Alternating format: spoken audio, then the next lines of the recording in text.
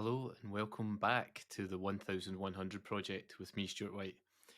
Today's episode is going to be focused on what happens after you upload your manuscript between the time of starting pre orders all the way through to when you launch your book, which I will be doing myself in a week or two, very excitingly. And all of the various bits and bobs that you have to do in between. There's a lot of administration work. There's a lot that you realize when you're doing all this yourself that a publisher just takes care of for you. And I would imagine the majority of traditionally published authors wouldn't know or appreciate all of the administrative work that has to go on behind the scenes once the manuscript is actually ready to be published. So we're going to discuss some of those things today, just so that if you decide to go down this path yourself, you'll be well prepared and know the kind of things that you should be looking to do. One of the things I've been looking at over the last few weeks is sort of the marketing and publicity side of things for the book. And those of you who are watching on YouTube who are eagle-eyed will notice the big um, poster graphic behind me of my book cover, which I'll just move out the way so you can see it. And you can see it's absolutely enormous. It's as tall as me. In fact, it might even be. Yeah, I think it's a couple inches taller than me. The entire thing. It's a little banner that you can print a graphic onto. You can get them from like Vistaprint or whatever, and they are good for when you go to events and you go into schools and do visits and so on. And I think that they are a worthwhile investment if you're going to be out and about promoting your book. I think they look really good. Obviously, the quality of the artwork that was originally done for the cover means that even when you magnify it to such an extent, it still looks really sharp and clear, and the colours and details and so on still sing. And actually looking at it on this scale, you see all of the little touches and just how delicate but also how detailed a lot of them are. And it's nice to see, actually. It's funny, my wife came in earlier on, she was picking up on extra little details that she hadn't noticed when she was just looking at it when it was cover size, which is understandable, of course. So yeah, that's been quite a nice little experience. Talking about publicity as well, I've also just beside me got some postcards. Some of these little postcards and bookmarks and so on from a book. And again, if you're watching on YouTube, I can hold them up to the camera and you can see them. Hold it up the right way. There we go. And I got those printed from Vistaprint. Just I think like 25 quid for like 500 or so of them. So they're not a bad little investment as well if you're considering, doing little giveaways or giving out bookmarks to kids that for school visits or for a competition or whatever you want to do with them. They are useful to have, I think, and they're a nice visual reminder of your book and the characters and the elements in it as well. So that's another thing that over the last few weeks I've spent a wee bit of money on just to help with the publicity side of things for the book, because it's the old adage that no one will buy your book if no one knows about your book. And of course there's a balance to be had when it comes to publicity, and you don't want to be sort of forcing it down people's throats or in their faces, and you want to be doing it in a gentle way rather than smacking them over the head with it. But yeah, I think that these little things, anyway, for me, are things I'm going to try out and I'm going to see how they go. And obviously, I can feedback on that later on just to let you know how worthwhile they've been as an investment. I certainly think the bookmarks at 25 quid for 500 of them, that's not too steep an investment. And if you can get those 500 bookmarks into 500 hands, then that's a lot of people who might potentially go on and read and buy your book. And yeah, I think it's definitely a worthwhile investment. So anyway, what's that? I'm just working out the figures in my head. So that's 5% of the people you give a bookmark to, if they go on to buy your book, then you make your money back. So that's not too bad a statistic. It's possible that will happen. But all the same, it's just nice to do that and to get another chance, obviously, to share Jen's artwork all over everything as well. So anyway, that was just a little aside because you could see it in the background if you're watching it on video, and obviously if you're listening to it on the podcast, it's basically just a blown up version of my cover. So it's something that you obviously can see just by going online and looking at my cover.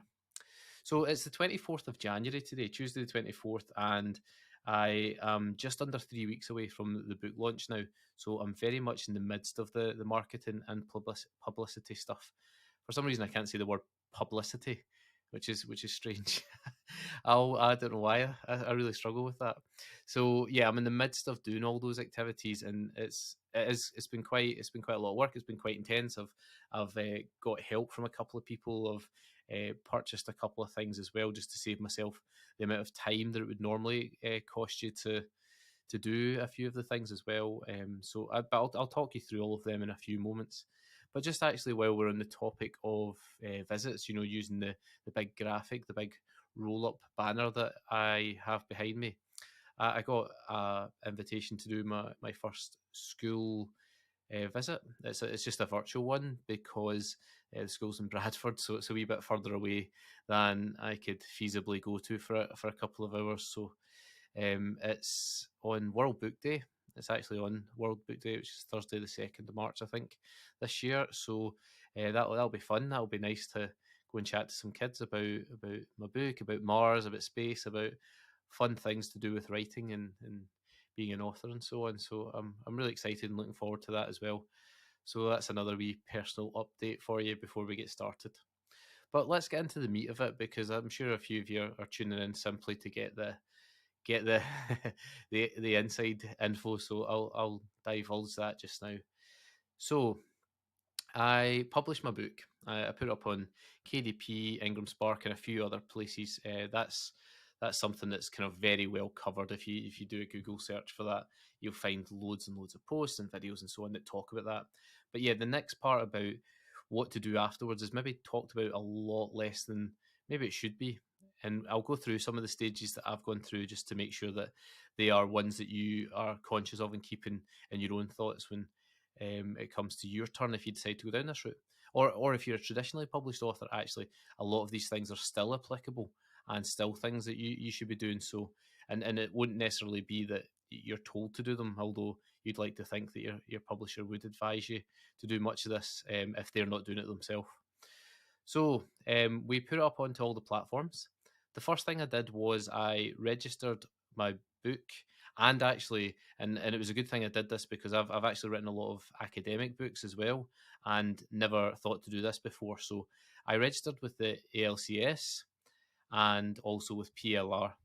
So both of those organisations, they measure basically the usage of your book out with just a traditional buy from a bookshop or from Amazon. So where it's used in a library, for example, every lend that you have in a library would count towards that. Every photocopy of the contents or um, copyright usage of your work, all of that stuff gets totted up.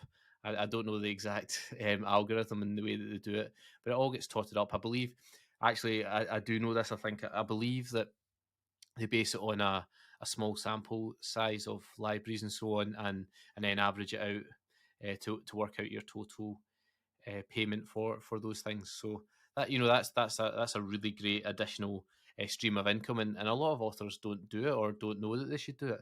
And as I say, as I published all those books all those years ago and have never registered for it, so it's useful to have now. And I've linked up not just to Ghosts of Mars, but also all my academic books and so on to those accounts. So any further usage will get a small royalty sum each year from the organisations, the ALCS and the PLR. And if you go onto their websites, that you can find out a bit more about them and exactly how all that stuff's worked out. But that was one of the first things I did after publishing the actual manuscript to the various distributors.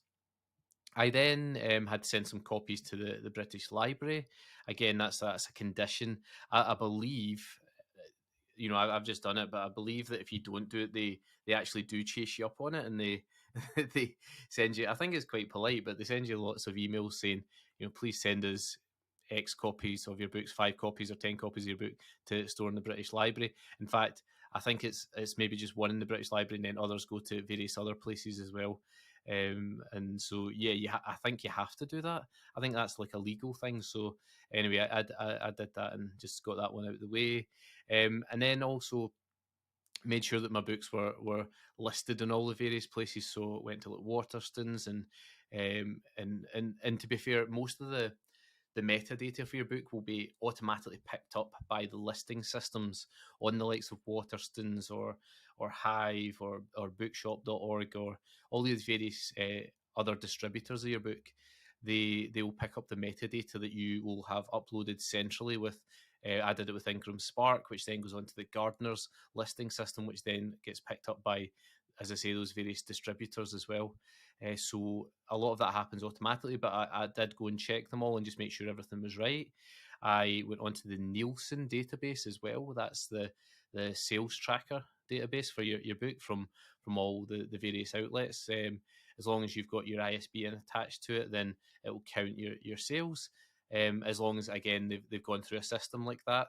If you print off your own books and hand sell them, obviously they won't necessarily count on that Nielsen's database. So anyway, I registered with that. I got the enhanced service, which gives you the opportunity to put a longer description in the blurb of your book and so on, and gets you sort of favourable listings online, and gives the bookshops who might want to stock your book, it gives them more of a description about your book and means that they're more likely to do that. So I thought I would register for that, and I have done now. Uploaded all my extra book metadata to the Nielsen's title editor part of their website as well, just to make sure that the right cover was shown in various places, the right descriptions and price and all these various things. So there's quite a lot of admin to do on that side, and I've made that sound really quick by describing it in a couple of minutes, but it did take me, spread over a number of hours, did take me a couple of weeks to do most of that stuff. So I would make sure you build that into your timeline between your book being ready and obviously you launching, so you get time to do all that.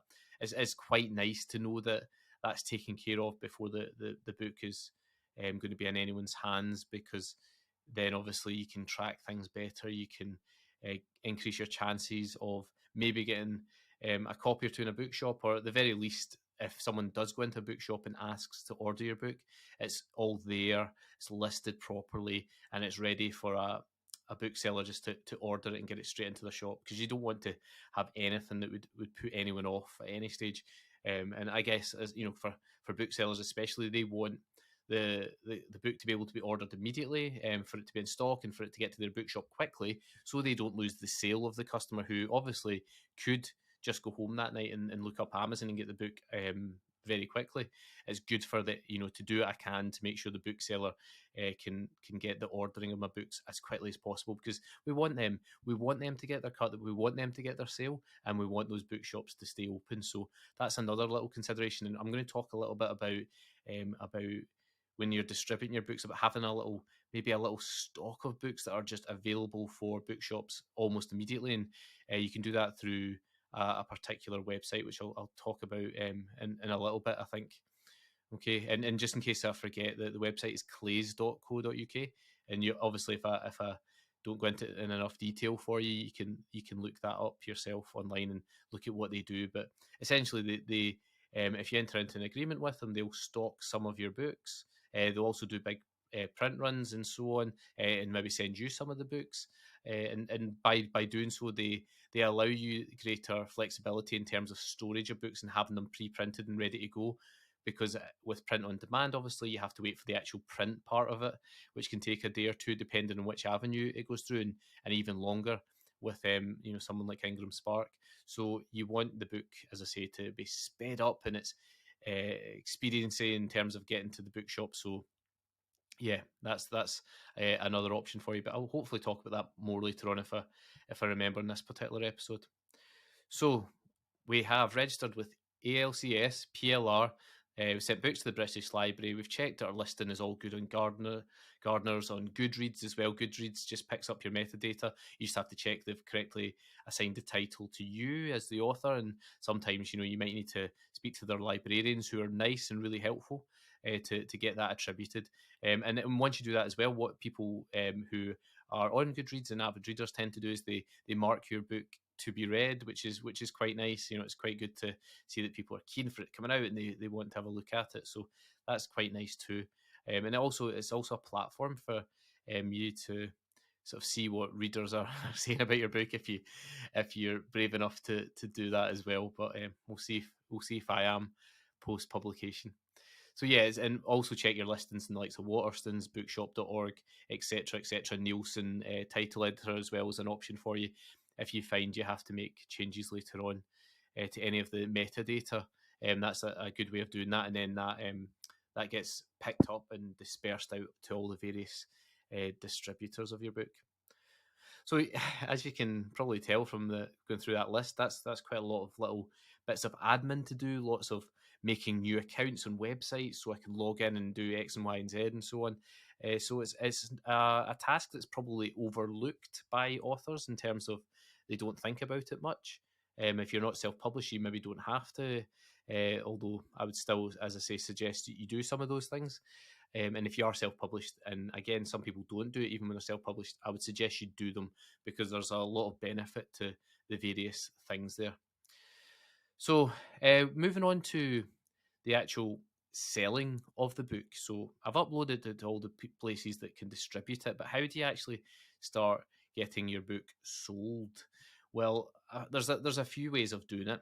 I decided to go with a bit of a pre-order period. I know a lot of self-published authors don't bother with that. They don't really see the value in it, and there's a couple of reasons for that. One, of course, is that they often don't have as big a sort of marketing build-up, as big a budget. They don't have as much of a lead-in that maybe you would get if you're with a traditional publisher. But also that when you get pre-orders as a traditionally published author, all of those pre-order sales count towards your week one sales when the book is first released, and they can give obviously new authors, debut authors, a bit of a boost and possibility to list on one of the bestseller charts if you've done particularly well. Whereas with self-published authors, if you are selling on Amazon or wherever else, Waterstones, Bookshop.org, wherever your book happens to get sold from, the sale counts as of the time that it's actually sold. So if you put it up for pre-order 3 weeks before publication date, that's when the sale counts. It doesn't count on launch date, it counts 3 weeks prior to it. So there's a lot of argument. I see a lot of discussion about this online because I read a lot of posts about the merits and the drawbacks of doing a bit of a pre-order period. But I decided just to do it just as an experience, just to see, and obviously I can test it, maybe doing it a different way with my next book and so on, and we can sort of compare and contrast the two experiences and differences and see what numerically the differences were as well. Obviously, one of the big things for a self-published author is to try and get a good Amazon ranking, and I guess lots of sales in a very confined period is better for that. So that's why some people just launch and don't bother with the pre-order, because then obviously a lot of their sales are just going to come on that launch day, and that will zoom them up the rankings. But it just depends on what your priorities are. So there's a couple of ways to do that. But yeah, in terms of pre-orders, you take it or leave it, whatever is best for your particular circumstances. But as you're thinking about pre-orders, you've also got to think about the timeline. So how long are you going to give yourself from when you say pre-orders now available to actual launch date? Because in between that time is quite a nice period in terms of just talking about your book, getting the awareness of your book out there as much as you can, because as I say, it can be tough when you're a self-published author and you don't have a marketing team and big budget behind you in terms of doing that. So Florian, who you all know from Write Mentor, has been helping me produce like press releases and so on that we've been sending out to lots of different places, organizations. I am making myself available for blog posts, for podcasts, obviously school visits on a more low-key scale, because I just want to do a few to get myself comfortable, and that's maybe something I'll talk about once I've done a few on the podcast. And yeah, just trying to make people aware that the book is on the periphery, and because ultimately my reader, and if you're a writer of children's books, your reader is of the age that they're definitely not on Twitter, and they're probably not in a lot of social medias, and so therefore it's maybe parents or teachers or librarians or grandparents who often buy books for kids, as I know, uh, or the parents themselves. Obviously, that you're targeting with trying to encourage them to buy the book for their kids, to try and sell it to them that it's something that their child's going to enjoy. And I hope that turns out to be the case. It's one of those things that with self publishing, you do have those doubts all the time. You're like, is my book actually any good? People, other adults who are nice to me, who know me and so on, have been saying it is, but like, are they just being good friends, or will kids, when they actually read this, really like it, or will they kind of go, meh, I'm not so sure. So that's obviously still to come, but that anxiety does sit in inside my neurons inside my brain a lot. So yes, it's something that's it's hard to go over, but I think you've got to kind of push through that and still think I must have something that's worth reading on on some level, and yeah, still put yourself out there as much as you can and have a bit of self belief in your book and your product and what you're trying to get people to read ultimately. So yeah, that pre-order period is ripe for doing things like that. So press releases, um, blog tours. Again, this is another thing, especially in the self-published community, and it's probably the same for TradPub. Is the merits of blog tours now? They were obviously a bigger thing a number of years ago, but is it as big a thing or as important a thing nowadays? I'm not sure it is, and I can see less and less of those happening as a result. And so, I guess any visibility is good, but it's the time put into it versus the what you gain from it. It's got to be always weighed up. As I say, I'm very open to doing these things, and I'm actually doing a few of them, but within my capability, I'm not going to exhaust myself to get myself on loads and loads of blogs, because from what I've gathered from the research that I've done, the return is minimal in those, so it's maybe not worth putting in like a solid block of time onto it. Other things that I've done, sent out arcs to people, and it's nice because I've started to get some of the replies in, and people tell me they've loved the book, they've enjoyed the book, they've liked this aspect or that aspect, and it's quite nice actually because I've had a few different um, bits of feedback that have said that they like different aspects of the book, and that's pleasing because you obviously want it to be quite well rounded and appealing in a number of different ways, and so hearing that has been really pleasing for me, and I obviously have had a few that I've been blown away by as well. And I guess it's hard to sort of push away that little voice that says people are just being nice because you've been nice to them. But hopefully there's a bit of truth in them, and that'll continue to be reflected when it reaches a wider audience and more people read it. The other thing leading on from that is that you can use a lot of the feedback you get from those ARC readers for like cover quotes, for little quotes on your website, praise for Ghosts of Mars or praise for whatever your book is, and you can use those as well, because I guess they do count for something. I know that they count when I look at books. If I see, I don't know, X's book and I see maybe Ross Montgomery's done a wee cover quote and said this is amazing, then that is going to convince me, because I trust Ross, and I trust, as an excellent author as he is, that he wouldn't put his name to something that wasn't good.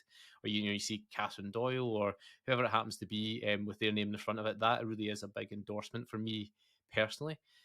Does it matter to kids as much? Maybe not. Although if they see maybe their favourite author giving a cover quote to someone else, they might say, well, actually, then I might give that a try because my favourite author thinks it's good, and so on. So it is. I think those things are maybe worth reaching out to people and asking them. And when someone does do a review for you, just saying, would you mind if I took a little quote of your review to use? And I don't think it's pretty unheard of, I think, for people to say no, don't do that.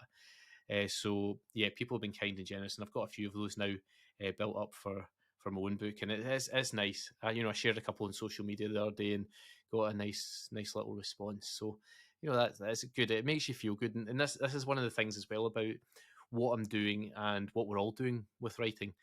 It's not just it's a lot of it's about this, but it's not just about the book, and it's not just about the story, and it's not just about what other people think of it, and so on. It's certainly not about things like sales and all these kind of things.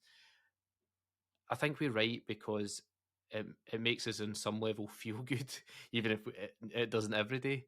I think there's a internal reward there. It should be something that's enjoyable. It should be something that's rewarding, and it should be something that when you get nice comments, you should be able to just sort of bask in that nice warm glow for a little while. I think that's completely reasonable and acceptable from, even from something which for a lot of people is their job. I think it's still reasonable to also allow yourself to enjoy some of the aspects of that, and that's something that I've been really trying to do over the last few weeks, and it's one of the reasons why I actually delayed my launch date, was because I didn't want to just cram everything in and be working every second until launch, and then sort of fall down in a dark room straight afterwards. I wanted to have time and space to breathe and to enjoy all of the little things that are happening. And and as I say, some of the quotes that I've had back have been a part of that. So moving on from that, can you get quotes if you don't know any author friends?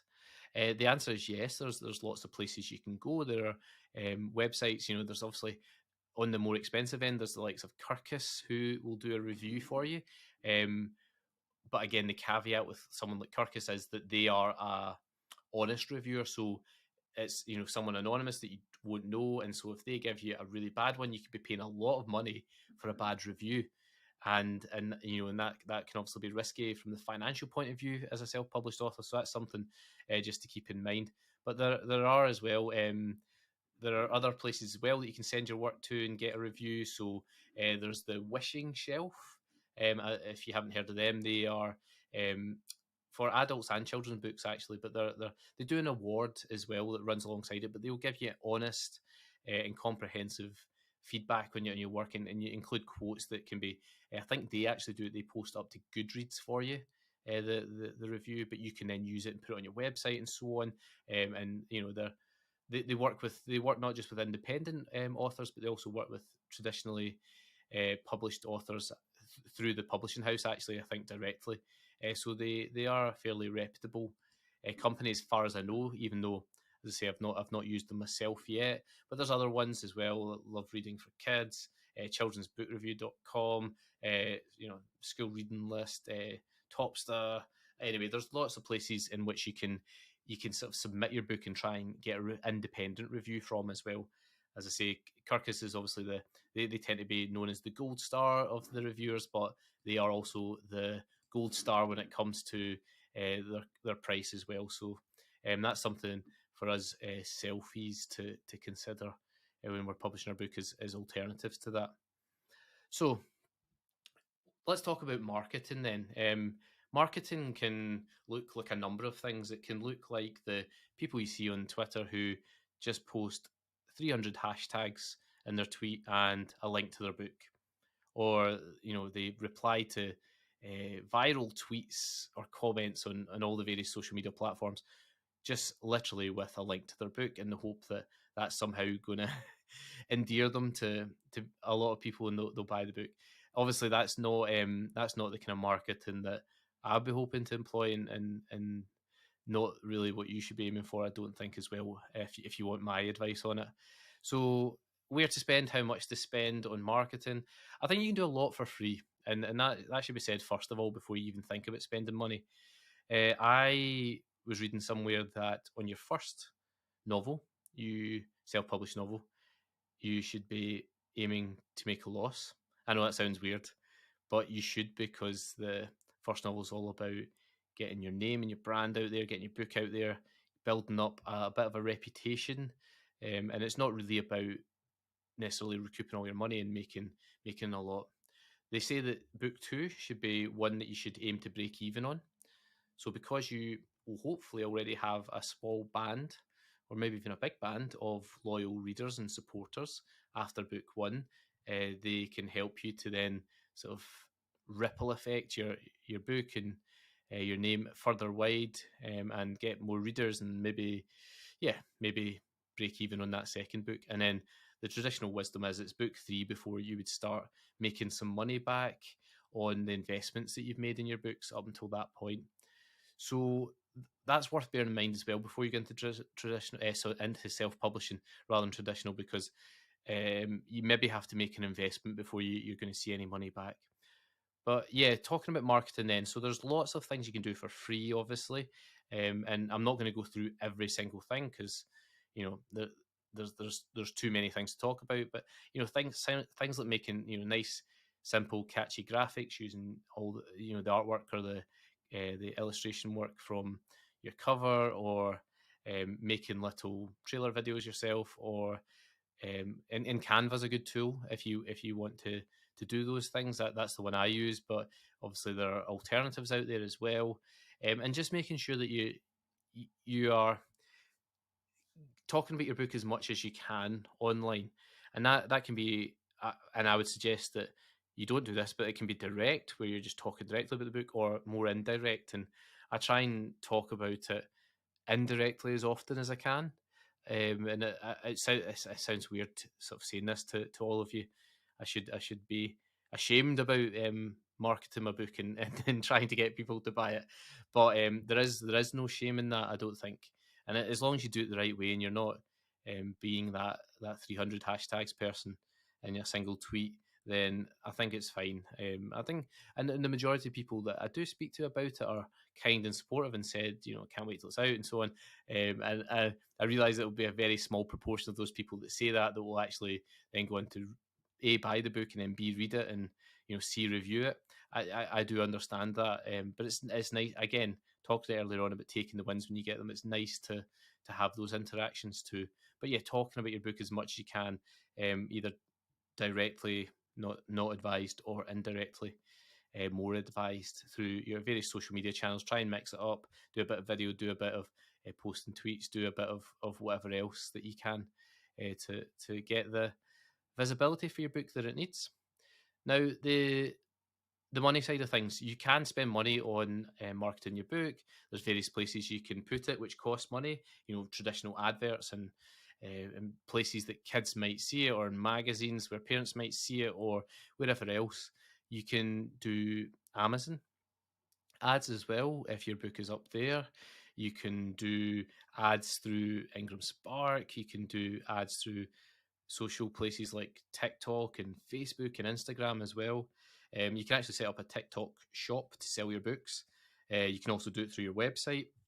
Those are both avenues I'm looking at myself once the launch is gone, so that people can buy direct from me. And one of the big things about buying direct from an author is that obviously they have to do more of the work in terms of they have to get it printed in advance. They have to then send it out to you, your address and whatever.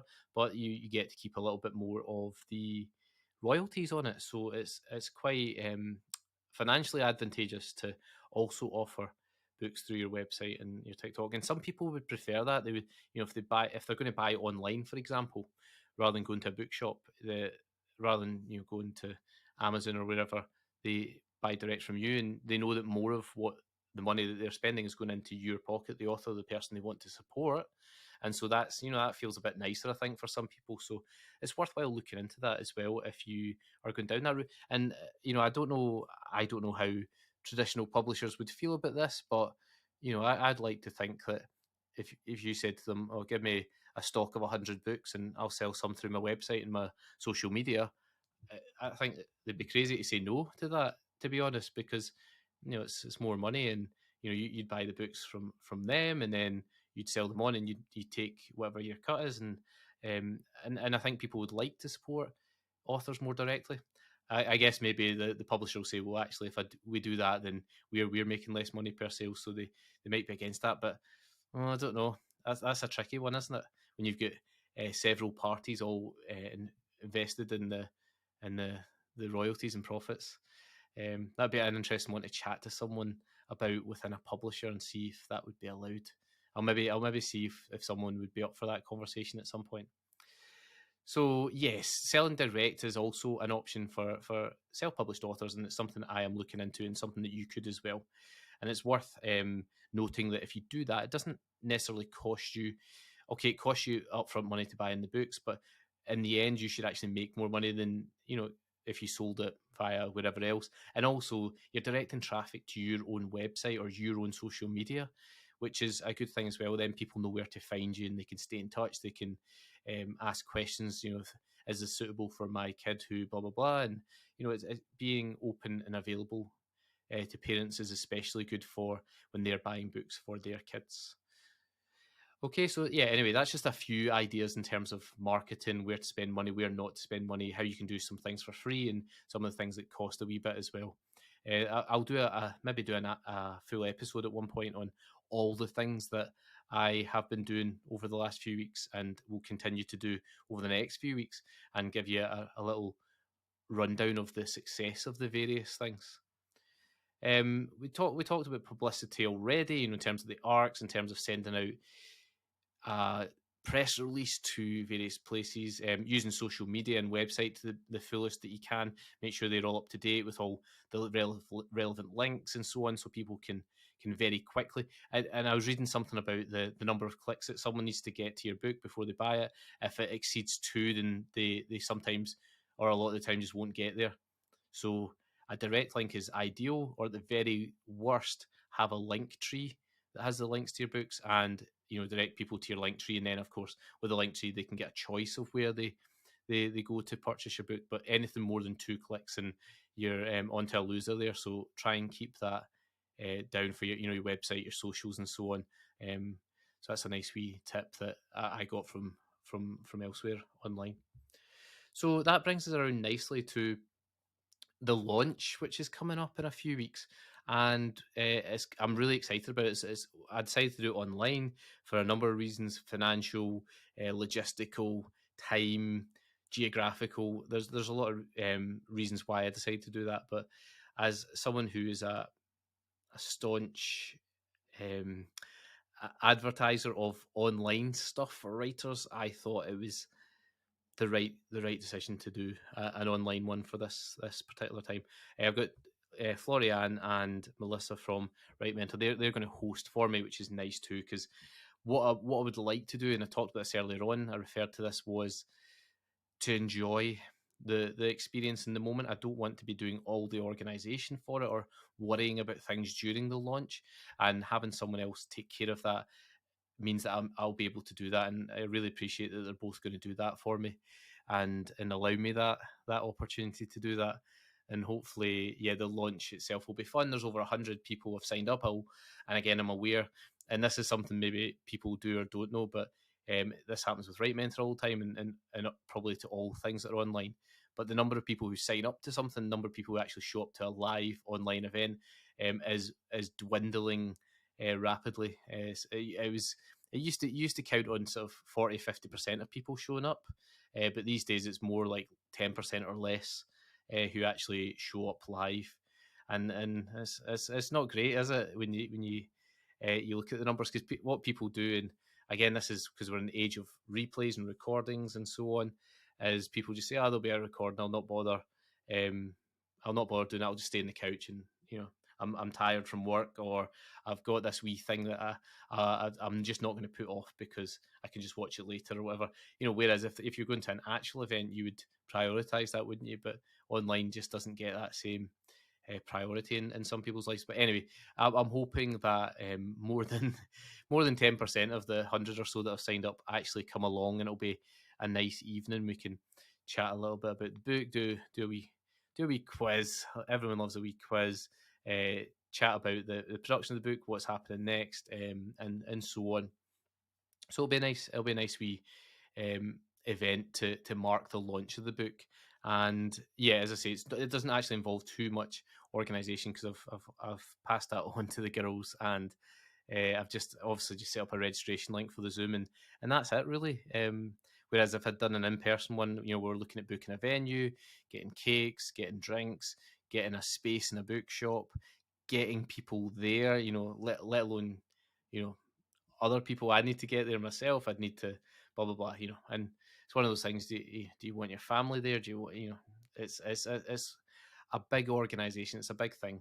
And I think if you're with a traditional publisher where the publisher are dealing with all this other stuff that I've been talking about, and you only have the launch to think about, then it's a different ball game, isn't it? And you can maybe do that. But I just thought, on top of everything else, I did not want the extra stress. I wanted to enjoy myself. I wanted to take in all of this really special time before the book is launched. So that's the reason why I decided to go down that particular route. So yeah, that pretty much covers everything I've been doing and everything that is maybe coming up over the next couple of weeks as well for me. Publicity and marketing are very complex things. I'm not trained at all in either.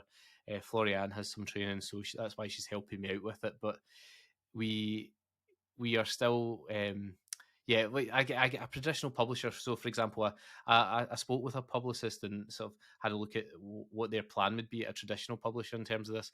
And bear in mind, this is ever evolving because of the nature of something like TikTok, for example. So that's obviously been included a lot more now in a more dynamic and evolutionary way in terms of marketing. But yeah, they were talking about getting 50 arcs out to the most influential people in terms of books, blah blah. And I remember looking at that model plan and thinking, oh God, I don't know if I know 50 people, let alone 50 influential people in the industry. But I've done my best with that, and I've got it out to a good number of people and great people as well. Whether they're the most influential in the industry or not is another thing, but they're good people, and I appreciate that they're reading the book and they're going to help me get the word out about it. But yeah, it's a multifaceted and many layered process, and obviously because they're doing it for so many books, they've got it down to a T. They've got the relationships with all the various people in terms of media and so on as well, in terms of bookstores, in terms of supermarkets, and all their other distribution channels, so they can get the word out about the book quite well through that. Whereas for the selfies, you're doing all that on your own, and you can go out to various places. Like for example, we've decided that because of the main character being type 1 diabetic, we're going to send out the press release to a number of diabetes charities and organisations and so on to see if they would feature the book. Promoting type 1 diabetic hero, which is good for especially the charities that work with young type 1 diabetics and help them with the various struggles that they have in childhood, both physically and mentally, in coping with the life-changing condition. So that's one thing we've gone down. We're also sending it out very cheekily to the likes of NASA and ESA and JPL and so on, all these space agencies, to see see if they'll feature it as well. I suspect we'll get a vacuum of silence from all of them, but yeah, we'll see what happens. It's worth a go, I think, just to see if one of them does pick it up. And yeah, and obviously various other places too that we're trying to get the word out on. But yeah, it's been a busy old time, and I thought I'd give you a little rundown of some of the things I've been busy with, and just to give you an idea again, if this is something you are considering or you're just interested in, to see what's actually involved in it. And I've got to be honest, I've not even covered the half of it. I could do a whole podcast episode on just one or two of these aspects, I think, but because this is a sort of a progress podcast on how I'm doing rather than a how-to podcast, I've not gone into as much detail as maybe some of you would like on these things, but you can find out all this online. I've found out almost everything I know about self-publishing now online. I've read a lot of blog posts, I've watched a lot of videos on YouTube, I've listened to lots of podcasts, I've done a couple of courses, read books. You've got to completely immerse yourself, I think, in the process, so you can fully understand it. Again, it's multi-layered and many faceted, and so therefore, if you don't completely immerse yourself in it, you're going to miss things. And some people pick it up by publishing lots of books, and by book 3, 4, 5, they've kind of got the knack of it. But I wanted to get as much of it nailed down as I could for the first book, and then if I go on to publish more, which I'm planning to via this route, then I know the ins and outs, and I know what I'm doing, and there's going to be less of a steep learning curve for subsequent books, and that's obviously going to be good, isn't it, for my longevity and my ability to keep going with it. Because at the same time as I'm doing all this stuff, I'm of course drafting a new novel, which is not my planned next novel or the one after it, but the one after that, because the other ones are all written and are just going through editing and stuff. So It's yeah, it's quite a lot to sort of balance that creative brain and the business brain at the same time. But I'm doing my best with it, and and that's the life that I've chosen by being a self-published author. And I guess that's a note to finish on, is that there are a lot of highs, there are a lot of rewards, there's a lot of things that have made me smile, things that have almost made me cry, things that have made me so happy with the process so far. But also, equally, there have been things that have almost made me cry, but in the other way, that have brought me nothing but misery, the complete opposite of joy. And so you have to balance these things out before you go into it. And as I say, my mindset and my personality and my learning methods and so on, I think quite suit going down this pathway. I'm quite independently minded. I'm quite focused and generally driven, although not 100% of the time. And so that this suits me well, but for it's not for everyone. And maybe you'll have been listening to all the episodes up till now, and it might be getting to a point where you're saying, actually, I quite fancied that before, but now I'm not so sure. I don't want to discourage anyone, but also you want to be realistic about what something as big as this entails. And that's not, we're not just talking about the time commitment, we're talking about the financial commitments, we're talking about the things that are sacrificed in order to do this. And that's time away from family, time away from other things in your life, friends, hobbies, your writing, for example. I've talked about that a little bit there. I've been trying to do some recently, but when you are spending 2 or 3 hours registering for various things online and try to remember all your usernames and passwords, it can be a little bit tough to get straight back into that creative mindset. But I'm giving it my best shot, and you know what? This is something that, if it works, then I will be over the moon. And if it doesn't work out, if it's something that I look back on in 5 years and say, well, actually, it's a bit of a mistake, then the very worst thing that will have happened is that I've learned tons more about books and publishing and alternative pathways. And do you know what? I'll have tried, and my book is definitely going to be out there, and some people will read it. That's inevitable. I'm hoping it's a lot of people, but it might just be a few, and that's fine as well. I think whatever happens, the whole journey so far, we'll see if I still feel the same in a few weeks, but so far is most definitely worth it. And I think that's a nice note to finish on for this particular episode.